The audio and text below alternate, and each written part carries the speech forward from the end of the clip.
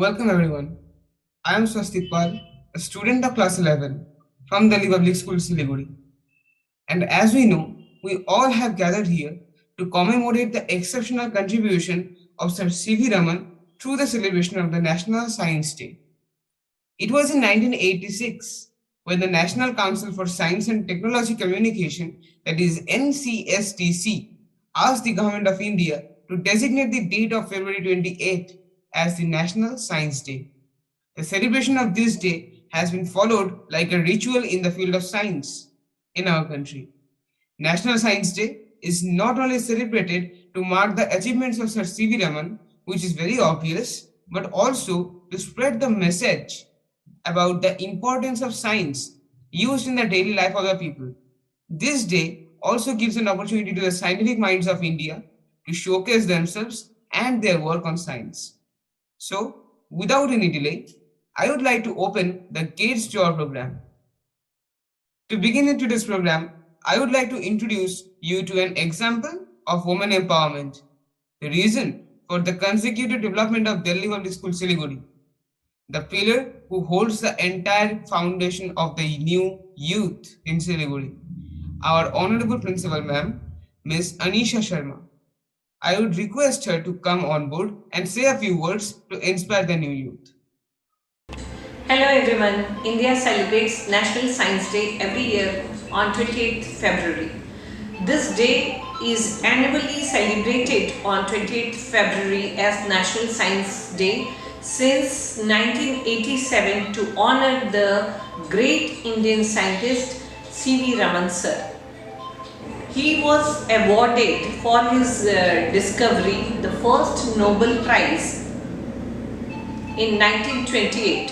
He discovered Raman effect, and in the year 1986, the Indian Council of Science and Technology Communication decided and requested the government to give an honor to Dr. C.V. Raman by celebrating this day as National Science Day. It is very important day for all the students and the people with scientific temperament to go for the invention and discoveries, activities, and to display their achievement. Therefore, this day is celebrated in all the school, colleges, university, scientific institution and research laboratories with great enthusiasm, where the students get chance to participate in science exhibition, quiz competitions, and to display all their activities related to science and technology. Today we are living in the era of science and technology, and we should always work for the advancement of any invention and discoveries, whether it is the vaccination related to overcome this pandemic or anything. We always provide a great platform to all the students of DPS Siliguri to go ahead for any kind of research work or any invention, discovery, by providing them a platform to celebrate this day. In this video, you are going to watch how beautifully they have worked in this field. And every year the theme of National Science Day is different. This year also the theme is integrated approach in the field of science and technology, and we always move ahead for the welfare of human being using science and technology. I wish you all National Science Day. Thank you. Now we have Bhanaj Gurung from class 9J to speak on the topic Study of Life. Namaste and my greetings to everyone.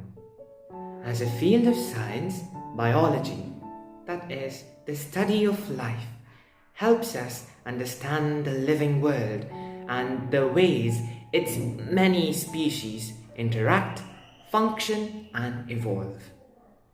The modern era has seen the rise of different branches of biology, which include biotechnology, bioengineering, astrobiology, and bionics. A newly formed branch of biology called biofabrication has been rising steadily. Its basic meaning is biologically fabricating. An example from this attribute is the usage of certain bacteria to ferment threads of cellulose that self organize into a sheet of fabric. This fabric can be further cut and sewn into a range of commodities. This is in contrast the current methods of fabric production, which can take months. This can also prevent the killing of animals for procuring leather from them, because biofabrication also enables us to create leather-like fabrics. The next example is biofabricating bricks and furnishings with mycelium. Mycelium is the mass of branched tubular filaments called hyphae of fungi. Besides being 3 times stronger, naturally hydrophobic, fire retardant, and degradable, they can absorb carbon dioxide from the atmosphere. So, if we could replace 1.2 trillion fired bricks made each year with biofabricated bricks, we can reduce CO2 emissions by 800 million tons every year. Also, artificial implantations that are capable of merging with the repairing tissues are being introduced through this branch.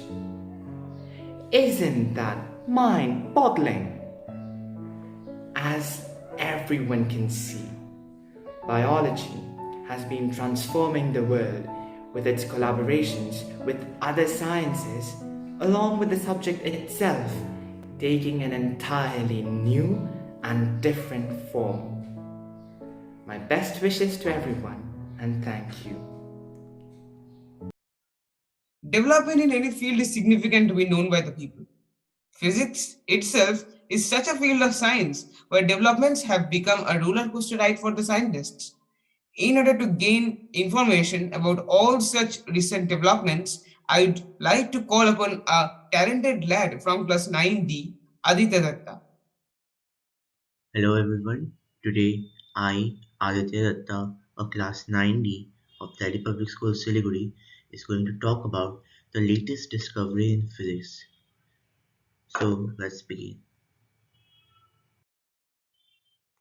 So today I'm going to talk about a major breakthrough in nuclear fusion energy.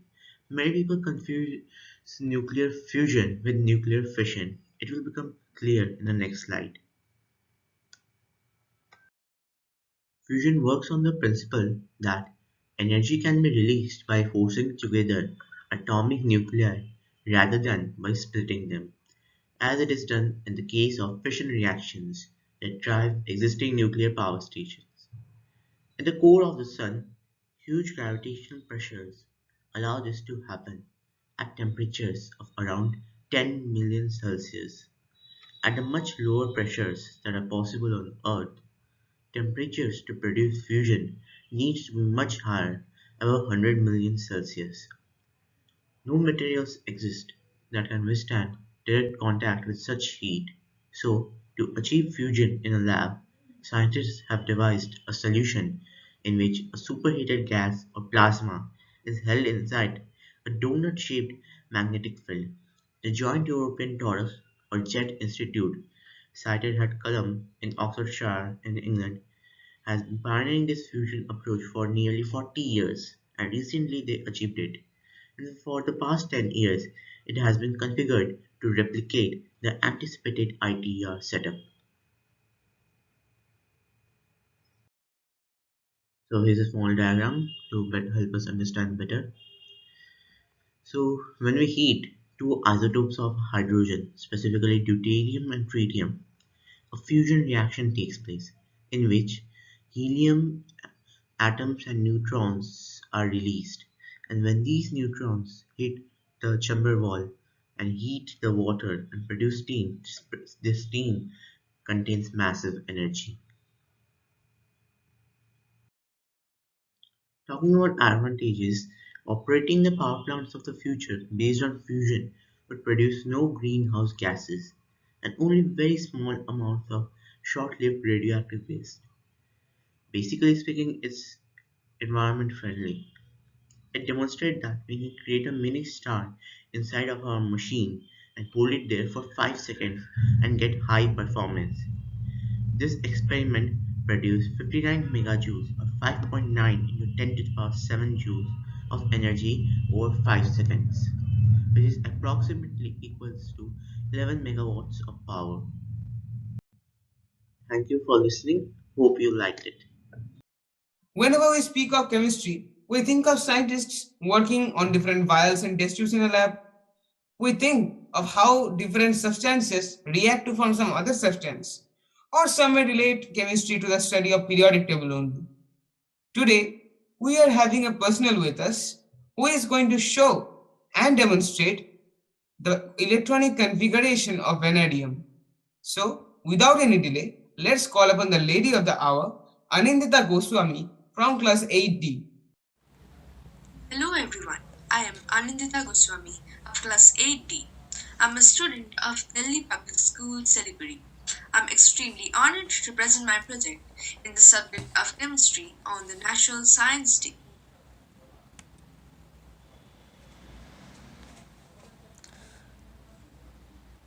My topic of discussion is the electron configuration of vanadium whose atomic number is 23. Vanadium is a chemical element with a symbol of V and atomic number 23. It is a hard, silvery gray, malleable transition metal. Its position in periodic table is period 4, group 5 and block D. The nucleus of vanadium contains 23 protons and 28 neutrons. Its atomic mass is 51. The circles where electrons orbit are referred to as energy levels or shells. Electrons in the outermost circles have higher energy since it requires more effort to pull the electrons a greater distance from the nucleus. The energy levels are numbered 1 to 3, 4, etc. Vanadium atom has 4 shells N1 to N4. The maximum number of electrons in a shell can be calculated by a formula that is 2n square where n is equal to energy level. So, generally in first cell the number of electrons are 2, in second cell it is 8, in third cell it is 18 and fourth cell it is 32. In vanadium atom, cell 1 contains 2 electrons, cell 2 contains 8 electrons, cell 3 contains 11 electrons and cell 4 contains 2 electrons. Inside the energy levels are sublevels. The sublevels are labeled S, P, D and F. Inside the sublevels are orbitals. Now, a maximum of 2 electrons can occupy an orbital. They spin on their axis. If 2 electrons occupy an orbital, they must spin in opposite directions according to Pauli's exclusion principle. Sublevel S contains 1 orbital, sublevel P contains 3 orbitals, sublevel D contains 5 orbitals and sublevel F contains 7 orbitals. Electrons should fill the lower energy level first before filling the higher levels according to Aufbau principle. Before a second electron can be placed in any orbital, all the orbitals of that sublevel must contain at least 1 electron and spin in the same direction according to Hund's rule. Thus, the electron configuration of vanadium, whose atomic number is 23, is as follows. 1s contains 1 orbital which contains 2 electrons, the first and the second electron. According to Pauli's exclusion principle, the first electron spins in one direction and the second spins in the other direction.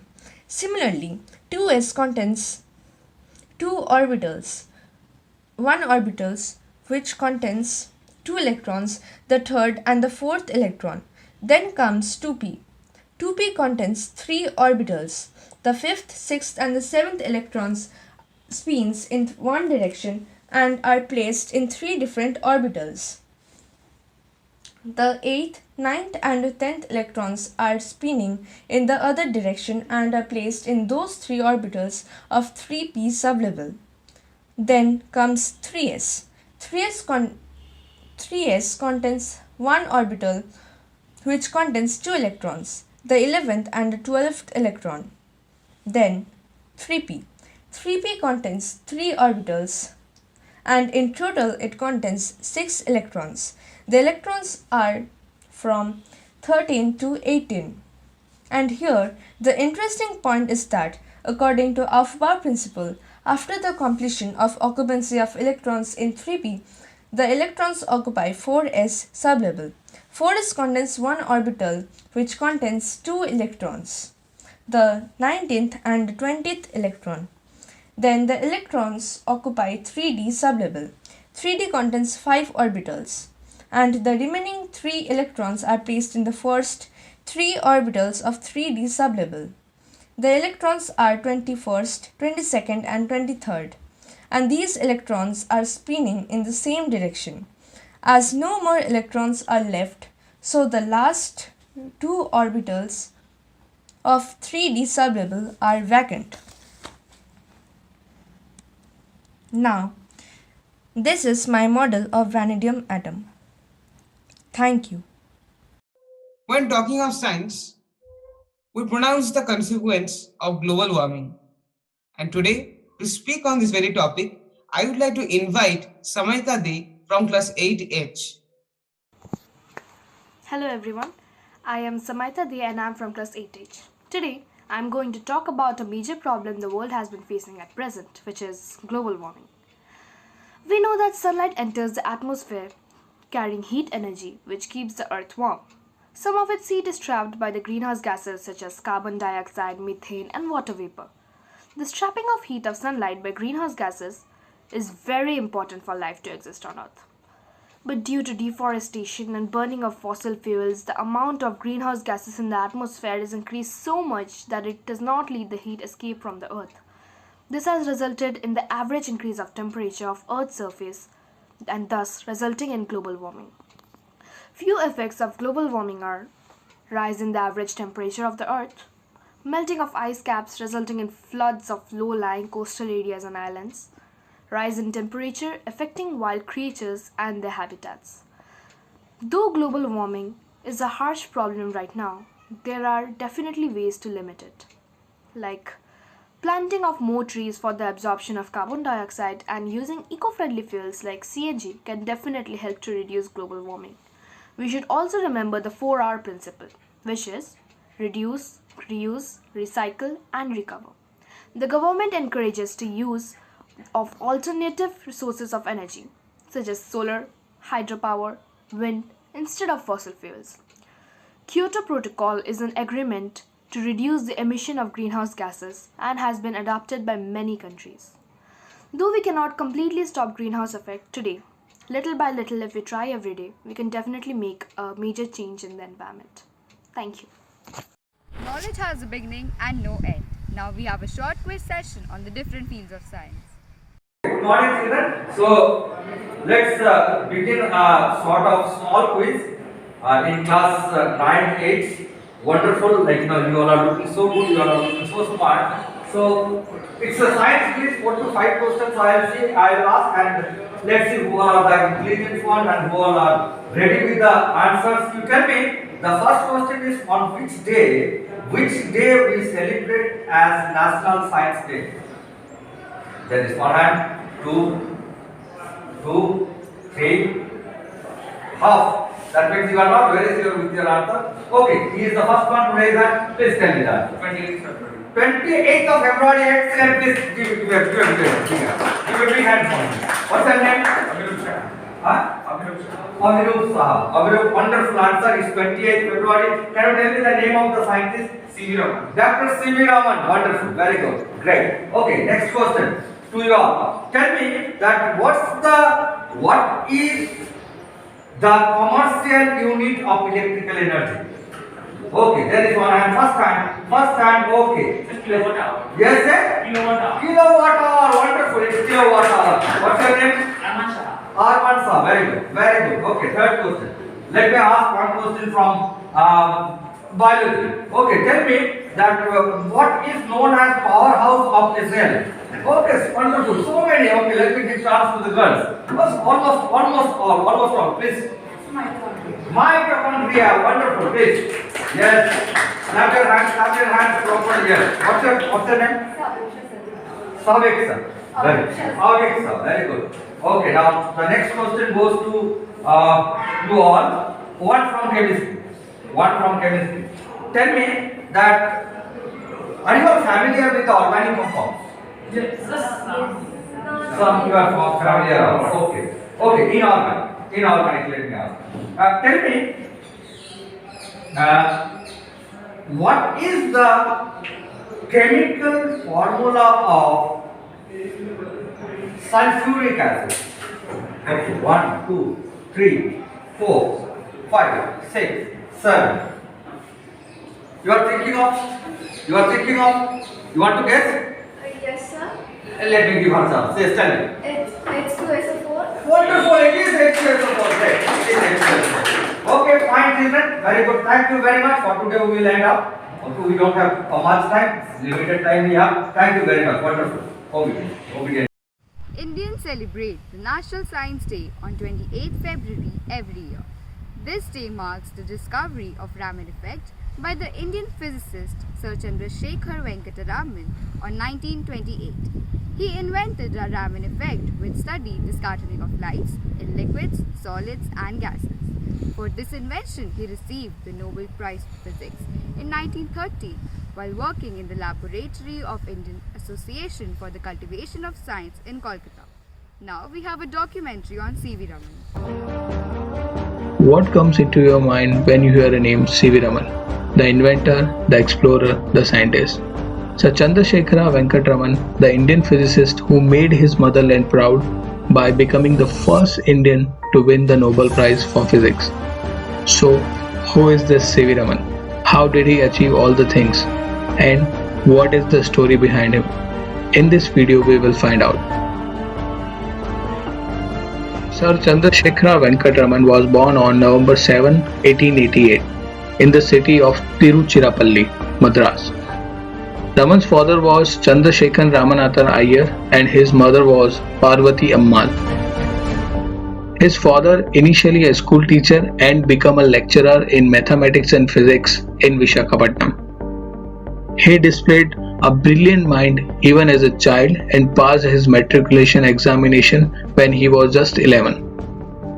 In 1903, aged just 14, Raman set off for great city of Madras, now known as Chennai, to live in a hostel and begin a bachelor's degree at Presidency College. He topped the exam and won a gold medal. 3 years later, he earned his MA degree in 1907. He was deeply interested in science. He appeared for the financial services examination at the insistence of his father. He topped the examination and went to Kolkata in 1907 to join the Indian Finance Department as an Assistant Accountant General. Still, his heart was in scientific research and he began conducting research at the Indian Association of Cultivation of Science during his free time. His job was very hectic, yet he was so dedicated towards science that he often spent nights at research. In 1917, he got the opportunity to join the University of Calcutta as the first Pallied Professor of Physics. Raman happily resigned from his government post to take up this position, though the new job paid much less than the previous one. Such was his dedication to science. During the late 1920s, he experimented on the scattering of light by observing the behavior of monochromatic light, which penetrated transparent materials and fell on spectrograph. This led to the discovery of what come to be known as Raman effect, which is presented at a meeting of scientists in 1928. He won the 1930s Nobel Prize in Physics for his work on the scattering of light and for the discovery of the Raman effect, becoming the first Indian to win Nobel Prize in Science. He was honored with the Bharat Ratna, India's first civilian award in 1954 in recognition of his invaluable contribution to the field of science. He was married on 6th May 1907 to Lokasundari Ammal. They had two sons, Chandrasekhara and Radhakrishnan. Raman was very deeply interested in musical instruments such as veena, violin, and tabla. A few days before his 83rd birthday, Raman suffered a mild heart attack, but there was a quick recovery. He never dreamt of life without work. He had told his doctor, "I wish to live 100% active and fruitful life." Raman, a seeker of truth throughout his life, passed away on 21st of November 1970. So it's been a long day full of scientific explanations and demonstrations. I would like to thank everyone who took part in this program and eventually completed their tasks efficiently. At last, we just need to remember that through the celebration of National Science Day, we not only signify the contribution of science and development in our lives to our country, but also to spread the awareness to use science and development as a tool in a positive way. We need to remember that science is not the weapon to destroy society, but the thread to unify it for peaceful sustenance. Thank you for joining us.